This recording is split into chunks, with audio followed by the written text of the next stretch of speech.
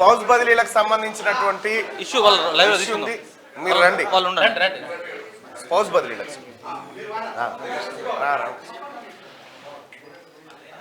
రెడీయా? సరే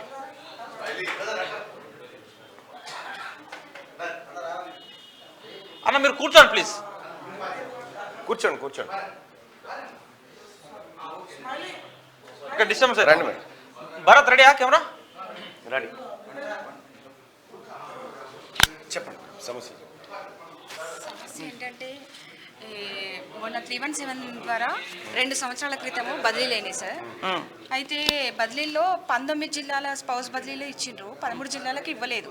అయితే ఏంటంటే సిఎస్ సోమేష్ కుమార్ ఉన్నప్పుడు ఈ 13 జిల్లాలను ఎందుకు ఆపిండంటే దీంట్లో సాధ్యం కానివి ఒక 2 జిల్లాలు మాత్రమే ఉన్నాయి. కానీ అన్ని జిల్లాలను ఎందుకు ఆపిండంటే అదే డబ్బులు పెట్టి బ్యాక్ డోర్ నుండి వచ్చే వాళ్ళకి ఆయన ఇచ్చిండనమాట. మా లాంటి స్తోమత లేని వాళ్ళకు, అంటే మాది ఫస్ట్ జనరేషన్ సార్, మా లాంటి వాళ్ళకి మేము అంత ఖర్చు పెట్టుకోలేము. అటువంటిది మాకు ఇప్పుడు 100 కిలోమీటర్ల దూరం చేయడం వల్ల మాకు చాలా అనారోగ్యం ఏర్పడుతుంది. కాబట్టి ప్రభుత్వానికి అసలు అనుకుంటే ఇది సాధ్యం కానిది లేదు.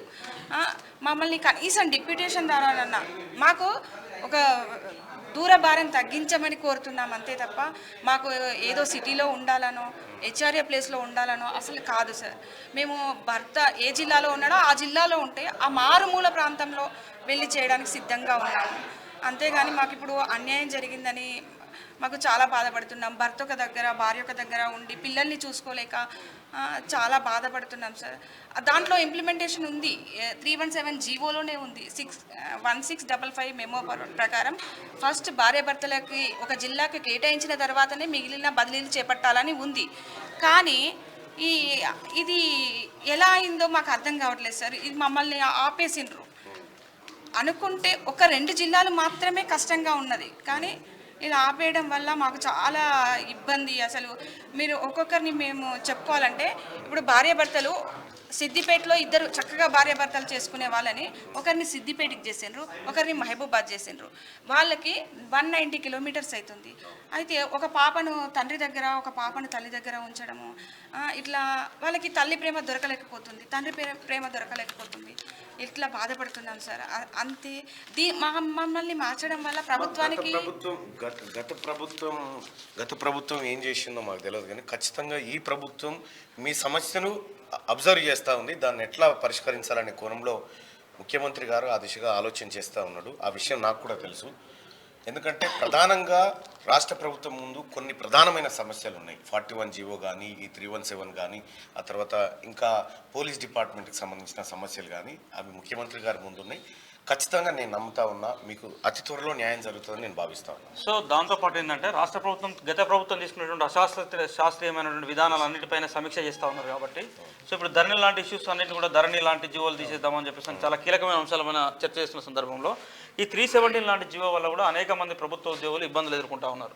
సో ఈ 317 జీవోను రద్దు చేస్తామని అనేక సభల్లో కాంగ్రెస్ పార్టీ కూడా హామీ ఇచ్చి ఉన్నది. కాబట్టి దీనిపైన కూడా వీలైనంత త్వరగా రాబోయేటువంటి 1-2 నెలల్లో, ఎందుకంటే మళ్ళీ పార్లమెంట్ ఎన్నికల నోటిఫికేషన్ తర్వాత ఏప్రిల్ మే తర్వాత స్కూల్ స్టార్ట్ అవుతూ ఉంటాయి మళ్ళీ, ఎందుకంటే ప్రభుత్వ ఉద్యోగులు కాబట్టి వీళ్ళు మే తర్వాత మళ్ళీ నీకు జూన్లో స్కూల్స్ మళ్ళీ రీఓపెన్ అవుతూ ఉంటాయి. ఆ మధ్యలో ట్రాన్స్ఫర్స్ ఇతరత్ర సమస్యలు ఉండే అవకాశం ఉంది. కాబట్టి సో వీలైనంత తొందరగా రాష్ట్ర ప్రభుత్వం ఈ సమస్యను అంటే మార్చ్ లోపు, అసలు మార్చ్ ఏప్రిల్ లోపు నెక్స్ట్ అకాడమిక్ ఇయర్ కల్లా సో ఎక్కడికక్కడ వాళ్ళందరినీ కూడా టీచర్లందరినీ కూడా ఈ 317 జీవో వల్ల నష్టపోయినటువంటి వారందరికీ కూడా న్యాయం చేయాలని చేస్తుందని మనస్ఫూర్తిగా ఆకాంక్షిస్తూ సో క్యూన్యూస్ తరఫున కూడా మేము కూడా రాష్ట్ర ప్రభుత్వానికి రిక్వెస్ట్ చేస్తున్నాం. వీళ్ళ సమస్యను సాధ్యమైనంత త్వరగా పరిష్కారం దిశగా చొరవ చూపాలని కోరుతున్నాం. అర్బన్ జిల్లాలని సోమేష్ కుమార్ గారు అట్లా చెప్పారు సార్.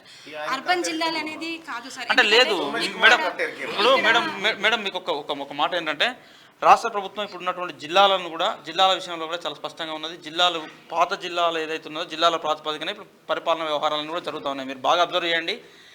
పాత జిల్లాలకే ఇన్ఛార్జ్ మంత్రులను కొనసాగించింది రాష్ట్ర ప్రభుత్వం. కొత్త జిల్లాలు అనేది మేము ఈ ప్రభుత్వం లెక్కలకు తీసుకోలేదు. కేవలం కలెక్టర్లు, ఎస్పీలు, ఇతరత్ర వ్యవహారాలు మాత్రం నడుస్తూ ఉన్నాయి. కానీ దానిపైన కూడా నాకు తెలిసి రాబోయే 6 నెలల్లో ఒక నిర్ణయం తీసుకోవచ్చు రాష్ట్ర ప్రభుత్వం. సార్ ఈ 317 జీవో మూలంగానే ఈ సమస్య ఏర్పడింది. అది లేకపోయింటే ఈ సమస్య లేదు. సో ఆ 317 జీవో ఏదైతే ఇంప్లిమెంట్ చేసిండ్రో ఈ భార్యాభర్తలను ఒకే జిల్లాలో కేటాయించడానికి 1655/8 అనే ఒక మెమోని తీసుకొచ్చిండ్రు. ఆ మెమోని ఇంప్లిమెంట్ చేసిండ్రు కానీ 19 జిల్లాలలో ఇంప్లిమెంట్ చేసిండ్రు కానీ 13 జిల్లాలలో చేయలేదు. మేమేదో అర్బన్ జిల్లాలకు రావాలని అర్బన్ అని అటువంటిది లేనే లేదు సార్. అంతే సార్. అదే మేము అదే చెప్తా ఉన్నాం. ఇది ముఖ్యమంత్రి గారి దృష్టిలో ఉంది. ఖచ్చితంగా మీకు అతి త్వరలో న్యాయం thank you sir. Thank you sir. ఎందుకంటే ఒకవేళ చేయకపోయినా కూడా రెగ్యులర్ గా మిమ్మల్ని తీసుకెళ్లి అన్నగారు ముఖ్యమంత్రి గారిని కలుస్తారు. అవసరమైతే మీ సమస్యలు పరిష్కారం దిశగా చొరవ చూపెడతారు. రిటైర్మెంట్ అయిన తర్వాత దాంట్లో మీకు మీ తరపున రాష్ట్ర ప్రభుత్వం వద్దకు అన్న మేము రిప్రజెంటేషన్ చేస్తాం. ఇది ఈ రిప్రజెంటేషన్ చేస్తాం. వీలైనంత వరకు సమస్యలు పరిష్కారం. ఆయనకు తెలిసి ఇదంతా ఏం చేయాలనేది ఆయనకు తెలుసు. కానీ మీరు చెప్పారు కాబట్టి బహుశా ఆయన కూడా చూస్తూ ఉంటాడు. దావోస్ నుంచి నాకున్నటువంటి నా అంచనా ప్రకారం అంటే నేను గత కొంతకాలంగా ఈ సమస్య వింటున్నా. వాళ్ళ కొత్తగా మీకంటే ఎక్కువ సబ్జెక్ట్ వచ్చింది ఇప్పుడు నాకు అలా. కాబట్టి అంటే మీరు ఓన్లీ టీచర్లకు సంబంధించిన ఇష్యూస్ మాట్లాడుతూ ఉన్నారు. మేము ఆల్ ఎంప్లాయీస్ కానిస్టేబుల్స్ కానీ ఎంప్లాయీస్ అందరూ సంబంధించింది కాబట్టి మనసు ఒక నిర్ణయం తీసుకున్నప్పుడు వాళ్ళందరూ కూడా మేలు జరగాలి, మేలు జరిగే దిశగానే ఉంటుంది. సో మేము కూడా గవర్నమెంట్ వైపు రిప్రజెంట్ చేస్తాం. Thank you madam. Thank you. నమస్కారం. రైట్. నమస్తే. Okay. Happy birthday sir. Thank you. రైట్గా